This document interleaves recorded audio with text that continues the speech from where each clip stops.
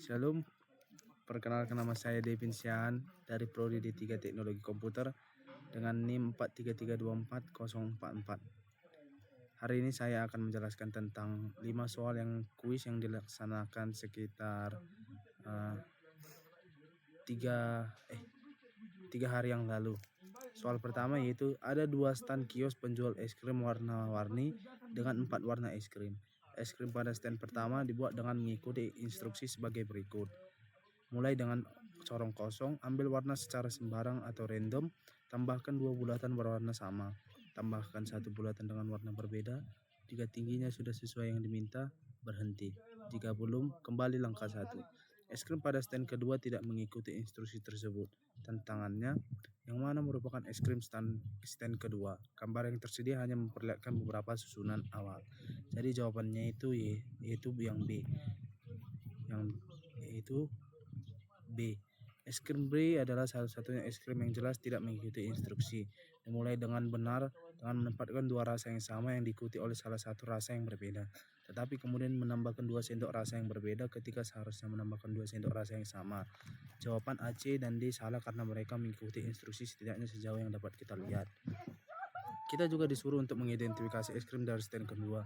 Awalnya hanya menunjukkan beberapa susunan awal es krim. Di soal ini kita menentukan susunan mana yang tidak mengikuti pola pengulangan yang sama yang diinstruksikan pada stand pertama, sehingga saya memilih jawabannya yang B. Pada soal nomor 2, Bobby si berang-berang memutuskan untuk berpergian dari Hamper ke Muk.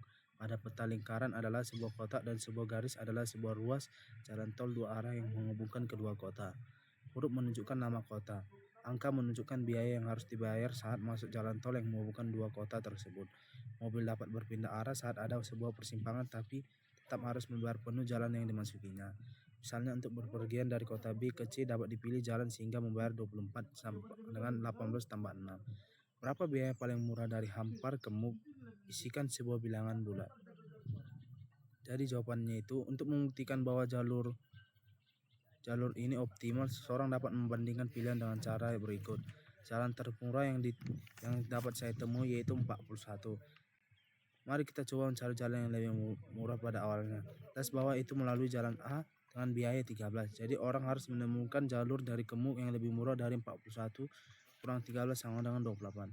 Kedua jelas membawa kita harus datang ke Muk bukan melalui jalan B Muk karena itu sudah 23 dan tidak mungkin menemukan jalur dari B ke A yang lebih murah dari 28 tambah 3 sama dengan 5. Saya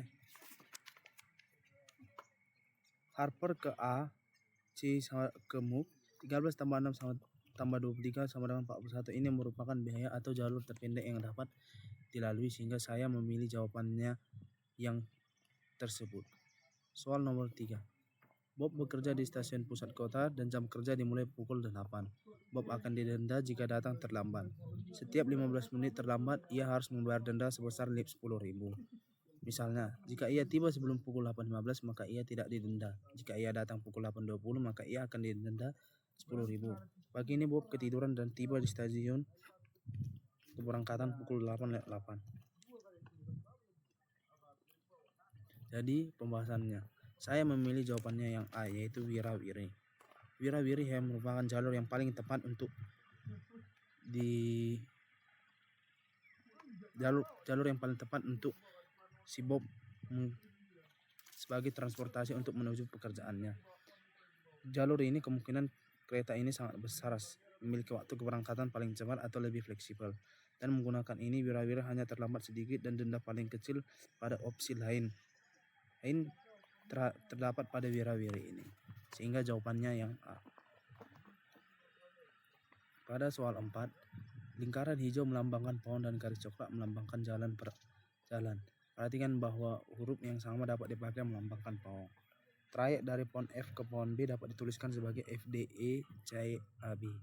Pada suatu hari Minggu, ada 2 keluarga jalan-jalan di Taman Beras. Trayek keluarga Amir, BAACE DEE DA. Trayek keluarga Badu, FDC DAEA DEDA. Tantangannya, asumsikan bahwa kedua keluarga tersebut berangkat bersamaan dan berjalan dari satu pohon ke pohon berikutnya. Waktu tempuh dari satu pohon ke pohon berikutnya selalu sama. Berapa kali kedua keluarga tersebut bertemu pada pohon yang sama? Saya memilih jawabannya bahwa kedua keluarga itu tidak akan bertemu, dikarenakan dengan cara yang sama keluarga tersebut berjalan dengan warna merah dan angka merah. Keluarga akan bertemu di beberapa pohon yang diberi nomor dengan warna merah dan biru. Tetapi kita tidak bisa melihat pohon seperti itu dalam gambar. Perhatikan bahwa hanya 2 pohon yang dikunjungi oleh kedua keluarga ini. Jadi jika hanya bisa fokus pada keduanya, pohon D yang paling kiri di taman dikunjungi oleh keluarga Amir hanya pada waktu 7, dan oleh keluarga Badu pada waktu 2, 4, 8, dan 10. Pohon E, tetangga paling kiri di pohon D, dikunjungi oleh keluarga Amir pada waktu 6 dan 8, tetapi oleh keluarga Badu hanya pada waktu 9. Sehingga pada soal jalan di taman bebas tidak akan bertemu walau waktunya sama, karena dari segi mulai saja dan jalur mereka tidak akan bertemu. Soal kelima. Di kota Bebras ada 4 jalur kereta api dimulai dari stasiun A, B, C, dan D. Ada juga 3 stasiun transit, T1, T2, dan T3 yang memungkinkan penumpang pindah jalur. Tantangannya, Bebras Jojo akan pergi ke zoo. Ia berganti kereta hanya sekali saja dari stasiun pemberangkatan mana ia berangkat. Jadi jawabannya ya, jawaban yang saya dapat yaitu saya memilih stasiun D, dikarenakan kereta ini akan berubah jalur di T1 dan melanjut ke zoo, sehingga ini opsi terbaik dan pada jalur ini dia hanya sekali berganti. Tidak diperlukan transfer jika John mulai di jalur A. Diperlukan 2 transfer jika Jojo memulai pada jalur B. Diperlukan 2 transfer T2 lalu T1 jika Jojo mulai pada jalur C. Hanya 1 transfer T1 yang diperlukan jika Jojo mulai di jalur D, sehingga saya memilih jalur D. Demikian penjelasan untuk 5 soal yang kuis yang dilaksanakan beberapa hari yang lalu. Sekian dan terima kasih.